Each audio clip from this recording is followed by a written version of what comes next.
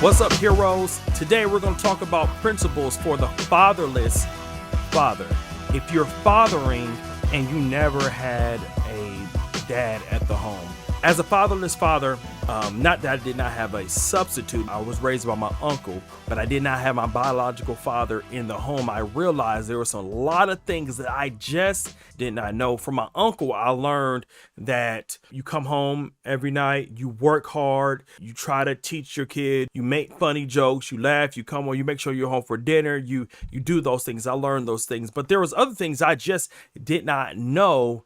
The first principle is imitation. Now, there's different ways of imitating. I had the privilege of having an aunt that took me to church all the time, every Sunday. So I had a pastor see how he looks at his kids, how he parents his children. So I was able to look at that. I was also able to get into different sports. Like I had a martial arts teacher. I also had my uncle at the house. I was able to glean from him certain ways on what to do and what not to do. There's other ways to be mentored. There's other ways to imitate, and that's also through books. Many books on being a biblical man that you can glean from, you can take from, not just books on that, but we have the Bible. And if you have a pastor that you can look at and imitate, then that's perfect. Then you have a pastor telling you what the scripture's saying. But as a supplement to that, you have books on biblical masculinity like Future Men by Doug Wilson, or Kingdom Man by Tony Evans,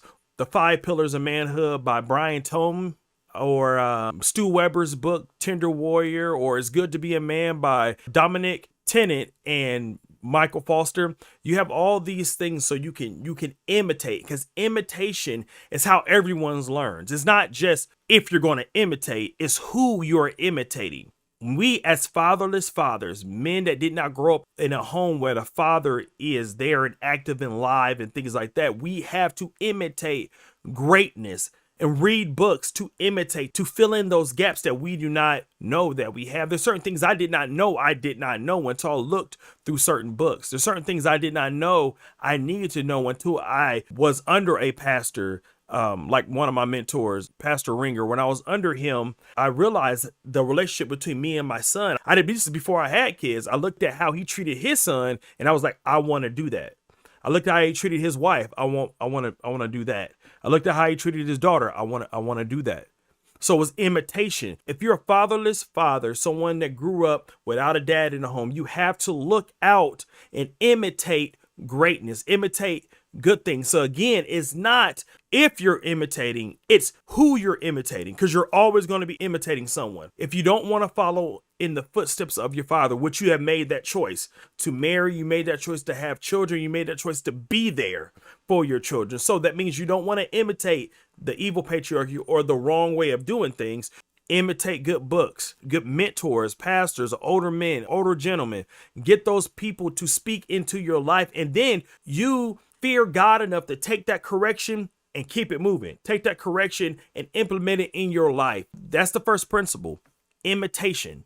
If you can't go find someone to chop wood with, you go get a book about a man conquering things and read it in the mindset of, when I read this, I want to imitate the greatness. Read the biography of Dietrich Bonhoeffer, or read a book about being a biblical man and imitate those qualities. Take those and work them and do bad and do right and do wrong with them and mess up and make a mistake and get corrected along the way. And then physically find some men that can help you along the way.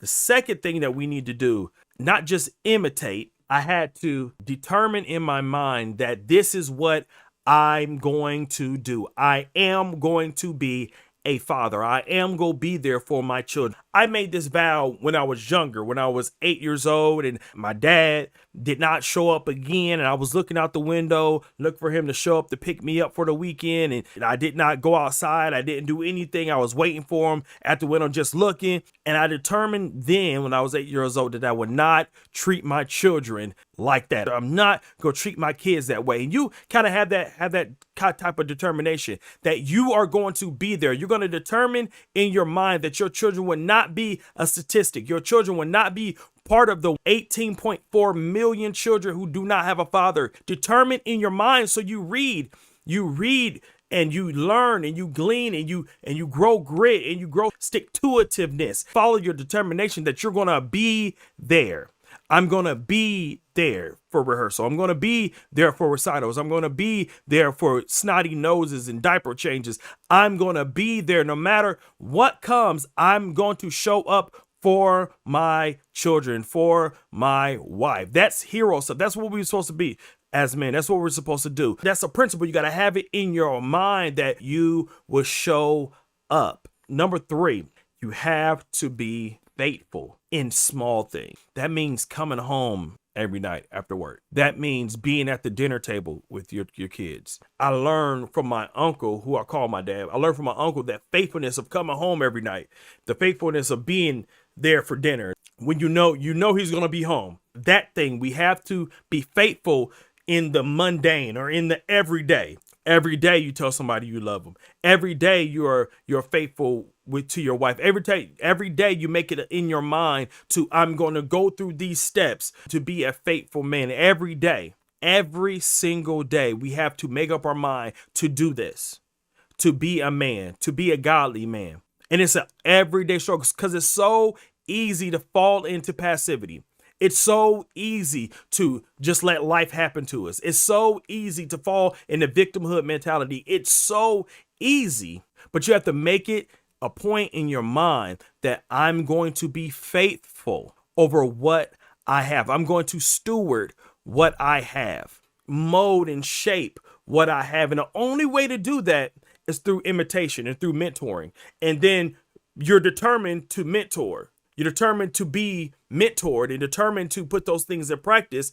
And then you have the mentality to be faithful in those things that you're going to put to practice. Then you get some more mentoring, determined to do that. Then you'll be faithful in those things. Then you get some more mentoring. It's a cycle.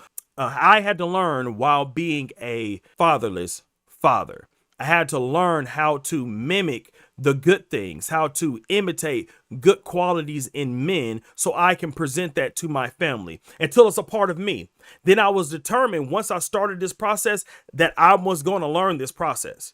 I'm going to learn how to be a man. I'm going to learn what I do not know. I looked and searched because I was determined that I was going to be there for my family. And lastly, I am trying to live faithfully. I'm doing it imperfectly, but I'm trying to live faithfully to the things every day, doing the same thing, being faithful every day. My cousin says chopping wood, biblical masculinity, every day, chopping the wood, chopping the tree down. Just keep on chopping until what you determine is your goal falls down, right? My goal in my mind, I'm being faithful to my son's sons' sons. I want them to know about Grandpa James and Grandpa Hall and what he established, because I'm a first generation Christian in the Hall line. My dad passed away, my uncles passed away, so I'm the only Hall. My mindset is totally different when it comes to those things. I have to be faithful. Those 3 things have to be part of it. You have to imitate. Remember, it's not a question of when, it is a question of who you are imitating. If you're not imitating godly things and godly men, you're imitating wicked men and wicked things. There's no ifs, ands, or buts about it. Then you have to determine to be a godly man. I decided to follow Jesus. There's no turning back. I'm determined. It's going to happen. Then you have to be faithful in those determinations. You have to be faithful in the things that you've learned and continue to practice those things. Then you have to go back to the drawing board where you messed up, get better at it. Boom, boom, boom. Start where you are. There's an illustration of, you know how you used to have to fix your own bike, turn it upside down and kind of get that bike chain on there. And then you start to pedal and then the bike chain, it clicks and links back up. And now the bike is doing what it's supposed to do. Everything is rolling properly on the spokes and the pedals and everything else is rolling properly. You turn it back over and now you can start riding your bike again. Wherever you are in this process, just start. Just start wherever you are. Start finding books, start finding mentors, start looking at pastors, start doing these things so you can grow to be a godly man. This is an issue for fatherless fathers because we don't have a example right there where men are supposed to grow. We're supposed to learn how to be a father from our fathers, learn how to be a husband from looking at our mothers and fathers, work together and love one another, things like that. Because we don't have that, we have to find mentors and different substitutes to fill in those gaps. And also, we have to rely on God. You have to rely on God to fill in those gaps. So pray to the Almighty God to expose the things you do not know and bring people in your life to fill in those gaps so you can continue to learn what you do not know, so you can learn them, so you can be a better father to your children, better husband to your wife. Learn those things. Imitate, be determined, be faithful, and pray. Pray your tush off. Pray your behind off. And read the word. This is number 5. It all works together. These are principles of men who grew up without fathers. Fatherless fathers. Cycle breakers. Take these principles and do something with them.